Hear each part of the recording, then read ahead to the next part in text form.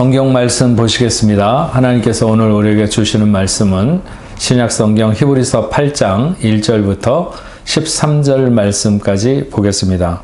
신약 성경 360페이지 히브리서 8장 1절부터 마지막 절 말씀까지 보겠습니다.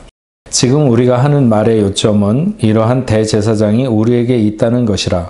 그는 하늘에서 지극히 크신 이의 보좌 우편에 앉으셨으니 성소와 참 장막에서 섬기는 이시라. 이 장막은 주께서 세우신 것이요 사람이 세운 것이 아니니라. 대제사장마다 예물과 제사 드림을 위하여 세운 자니 그러므로 그도 무엇인가 드릴 것이 있어야 할지니라. 예수께서 만일 땅에 계셨더라면 제사장이 되지 아니하셨을 것이니 이는 율법을 따라 예물을 드리는 제사장이 있음이라. 그들이 섬기는 것은 하늘에 있는 것의 모형과 그림자라. 모세가 장막을 지으려 할 때에 지시하심을 얻음과 같으니 이르시되 삼가 모든 것을 산에서 내게 보이던 본을 따라 지으라 하셨느니라. 그러나 이제 그는 더 아름다운 직분을 얻으셨으니 그는 더 좋은 약속으로 세우신 더 좋은 언약의 중보자시라.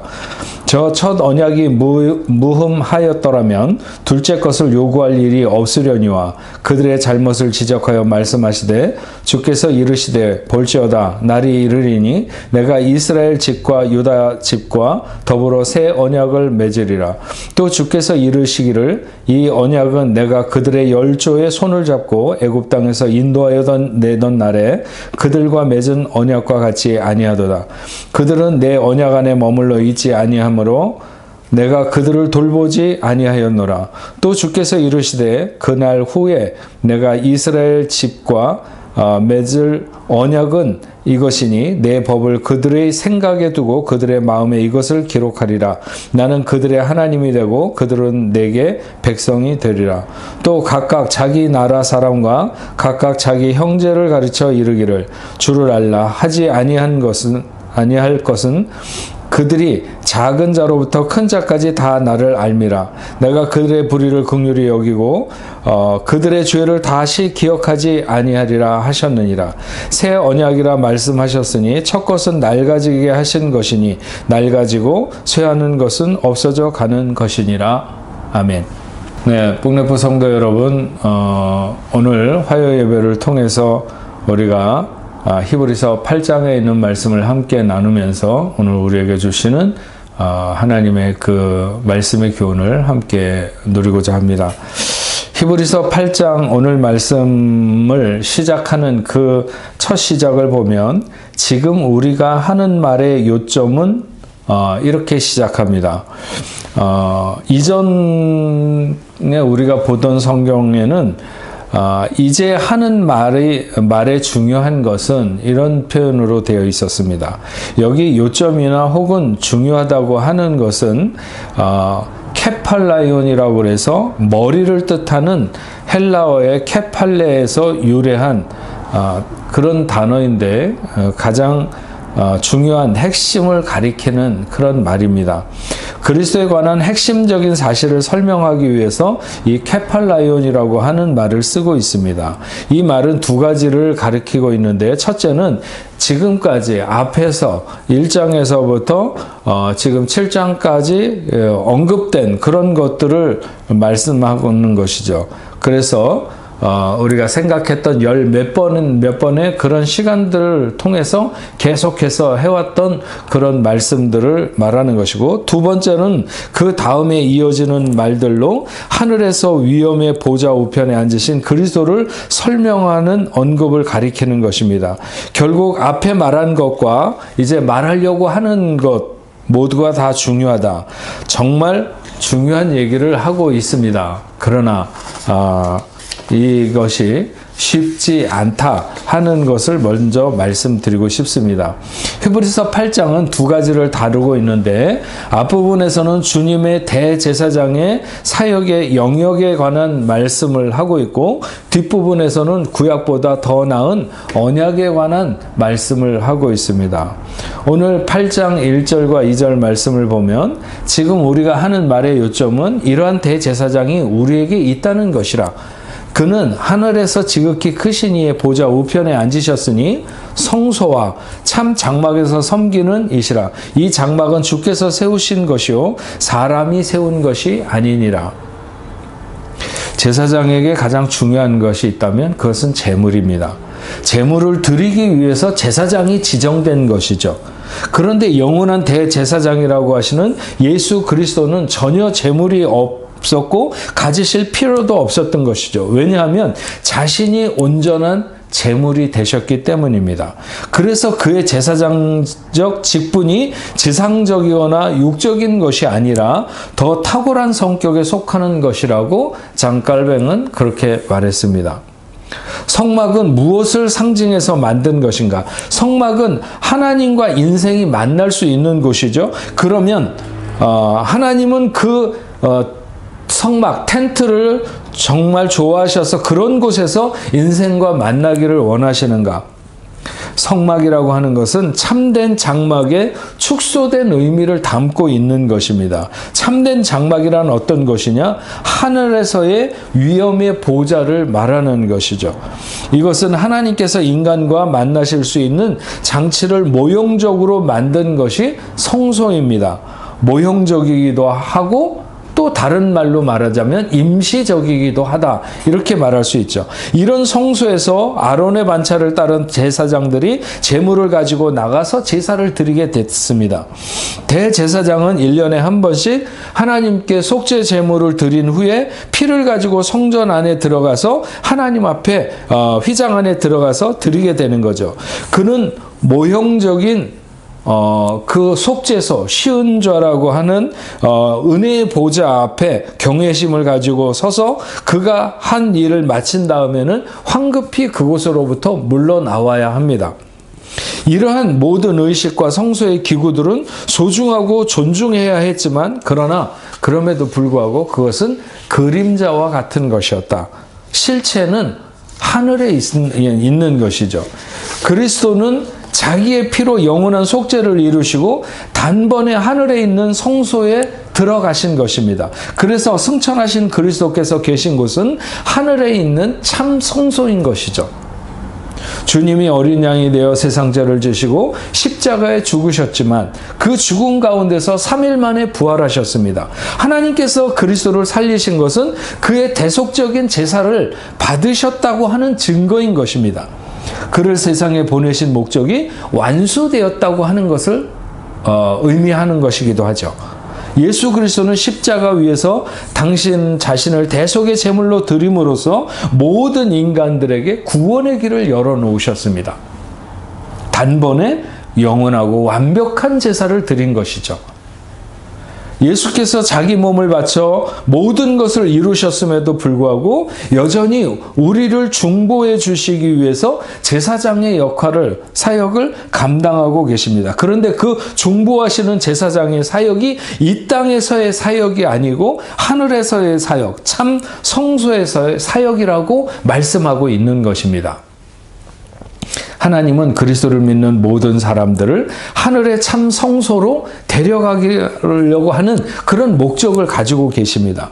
그리스도께서 속죄하는 어린 양으로 제물이 되셔서 우리를 구원하시고 참 성소에 들어가셨으며 이제 영원한 제사장으로 우리를 그곳으로 이끄시기 위해서 중보하신다는 것이죠. 유대 기독교인들은 옛 언약으로 돌아가려고 하는 것은 땅에 있는 모형을 위해 하늘에 있는 실체를 버리겠다고 하는 것이나 마찬가지이기 때문에 그렇게 해서는 안 된다. 이런 것을 히브리서가 누누이 강조하려고 하는 것이죠. 오늘 우리가 하늘 보좌에서 우리를 위해 중보하시는 주님의 사역에 순종하고 동참하는 길은 우리의 생각과 마음, 우리의 인생을 하나님의 거룩한 처소로 내어드리는 것입니다. 결국 우리는 언젠가 주님이 원하시는 수준에 도달하게 될 것입니다. 그러나 지금 우리가 새 신약의 새 언약과 새 제물을 통하여 가능한 대로 그 목표 지점에 도달하려고 애를 쓰고 또 그렇게 성도들을 섬기는 것이 새 언약의 직분을 감당하는 것입니다. 얼마나 많은 사람들이 복음을 듣고 깨달은 이후에 다시 옛 언약으로 연약함으로 돌아가는가 하는 것을 알 수 있습니다. 그들은 명목상으로는 새 언약의 백성들이지만 실제 삶에서는 마치 메시아가 오지 않았을 때의 사람들처럼 옛 언약의 백성으로 돌아가는 것을 알 수 있습니다. 오늘 본문 4절과 5절 말씀을 보면 예수께서 만일 땅에 계셨더라면 제사장이 되지 아니하셨을 것이니 이는 율법을 따라 예물을 드리는 제사장이 있음이라. 그들이 섬기는 것은 하늘에 있는 것의 모형과 그림자라. 모세가 장막을 지으려 할 때에 지시하심을 얻음과 같으니 이르시되 삼가 모든 것을 산에서 내게 보이던 본을 따라 지으라 하셨느니라. 그러니까 그리스도의 섬기는 사역은 땅에서의 섬기는 사역이 아니라 하늘에서의 사역인 것이죠. 땅의 장막은 하늘의 모형을 모세에게 보이시고 그 모양대로 사람의 손을 통해서 지으신 것입니다. 그래서 그 장막은 완전할 수는 없습니다. 그곳에서 섬기는 사람들의 사역도 일시적으로 잠시 있다가 사라질 그림자 영역의 제사장 직분이다. 이렇게 말할 수 있습니다. 그러나 우리에게 오실 주님은 그 성소를 하늘에 갖고 계시며 우리로 거기에서 하나님과 만날 수 있도록 중재하시며 하나님께 나오는 자가 하나님의 임재 안에 거할 수 있도록 힘을 주시는 것입니다. 우리가 그곳에 도달하기 위해 필요한 은혜와 능력을 베푸시며 들어오라고 그리로 오라고 말씀하시는 거죠. 하늘의 지성소, 그분은 거기서 우리를 위해 영원한 제사장의 직분을 수행하고 계십니다. 이제 우리는 더 좋은 언약에 대한 말씀을 생각해야 되는데 구약의 제사가 완전하지 않다고 하는 말을 우리는 여러 번 들었습니다.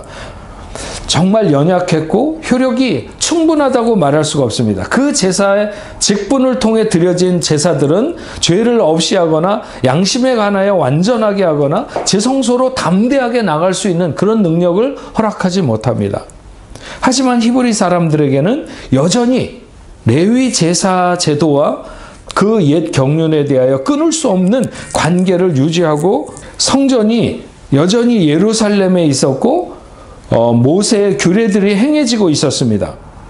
그리스도가 하늘 성소에서 섬기는 영원한 제사장임을 이해해야 할 긴박한 필요성을 직면하게 된 것이죠. 그래서 새롭고 영원한 언약은 율법과 관계된 것이 아니고 복음의 약속과 관계된 것이었음을 우리가 이해해야 됩니다. 모세의 율법은 인간의 외면을 정결하게 할 수 있습니다. 그러나 내면, 즉 양심을 깨끗하게 할 수는 없는 것이죠. 인간이 온전히 지킬 수도 없습니다. 율법 아래에 있는 인간이 운명적으로 가지고 있는 죄의 문제를 온전히 해결할 수가 없는 것입니다. 때문에 하나님은 새 언약을 필요로 하셨고 세상 죄를 지고 가는 하나님의 어린 양이 되시는 그리스도를 이 땅에 우리에게 보내주신 것입니다. 우리는 첫 번째 언약을 행위의 언약이라고 하고 두 번째 언약을 은혜의 언약이라고 합니다. 이것이 새 언약인 것이 전적으로 구원하시기 위해서 맺으신 언약입니다. 신실하신 하나님이 약속하셨고 약속하신 대로 앞으로도 또 우리를 이끌어 주실 것이라고 하는 것입니다. 더 좋은 언약의 중보자를 통해 우리에게 주신 약속을 몇 가지로 말씀하고 있는데 그 중에 가장 먼저는 은혜의 약속이라고 하는 것입니다. 6절에서 9절 말씀을 보면 그러나 이제 그는 더 아름다운 직분을 얻으셨으니 그는 더 좋은 약속으로 세우신 더 좋은 언약의 중보자시라. 저 첫 언약이 무음하였더라면 둘째 것을 요구할 일이 없으려니와 그들의 잘못을 지적하여 말씀하시되 주께서 이르시되 볼지어다 날이 이르리니 내가 이스라엘 집과 유다 집과 더불어 새 언약을 맺으리라. 또 주께서 이르시기를 이 언약은 내가 그들의 열조의 손을 잡고 애굽 땅에서 인도하여 내던 날에 그들과 맺은 언약과 같지 아니하도다. 그들은 내 언약 안에 머물러 있지 아니하므로 내가 그들을 돌보지 아니하였노라. 여러분, 새 언약은 은혜의 약속입니다. 하나님의 은혜보다 명백하고 확실하게 알려주는 계약으로 죄인의 영혼에 거룩한 빛과 자유를 가져다 주는 계약인 것이죠. 이 계약은 아무것도 요구하지 않고 다만 받게 될 은혜만을 약속합니다. 어떤 죄도 우리를 이 언약에서 제외시킬 수가 없습니다. 모든 모자람과 잘못됨이 선하신 그리스도의 손 안에서 안전하게 처리된다. 이렇게 말할 수 있습니다. 이스라엘 백성들은 처음에 하나님과의 언약을 잘 받아들이고 순종을 약속했습니다. 그러나 그들은 거기에 머물러 있지 않았죠. 그들에게는 머무를 힘도 없었고 유혹이나 악을 이길 수 있는, 그리고 믿음을 지킬 수가 없었습니다. 그러나 그리스도의 피는 실제로 죄를 없애고 하나님은 자신의 법을 성령으로 우리의 마음에 기록하시는 거죠. 하늘의 성소의 제사장은 우리를 도우시며 이 은혜 안에 살아갈 수 있도록 하시는 것입니다. 인생 중에 누구도 행위로 하나님 앞에 완전할 수는 없습니다. 그래서 하나님은 우리에게 은혜의 약속을 주신 것입니다.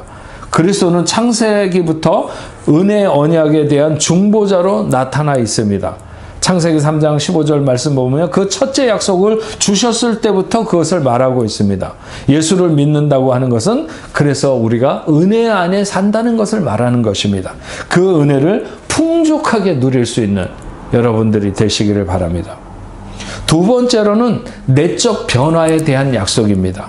10절 말씀을 보면 또 주께서 이르시되 그날 후에 내가 이스라엘 집과 맺은 언약은 이것이니 내 법을 그들의 생각에 두고 그들의 마음에 이것을 기록하리라. 나는 그들의 하나님이 되고 그들은 내게 백성이 되리라.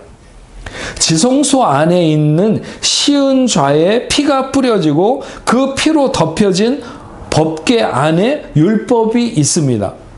우리의 마음에 피가 뿌려질 때 우리의 마음은 성소가 되는 것이죠.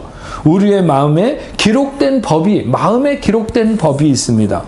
그들의 생각에 두고 그들의 마음에 두었다고 하는 것은 인간의 지성과 감성을 총체적으로 일컬어서 하는 말입니다. 하나님의 법을 생각에 두고 마음에 기록한다는 것은 옛 언약이 할 수 없었던 양심의 정결, 곧 인격의 변화를 시사하는 것을 말하는 것입니다.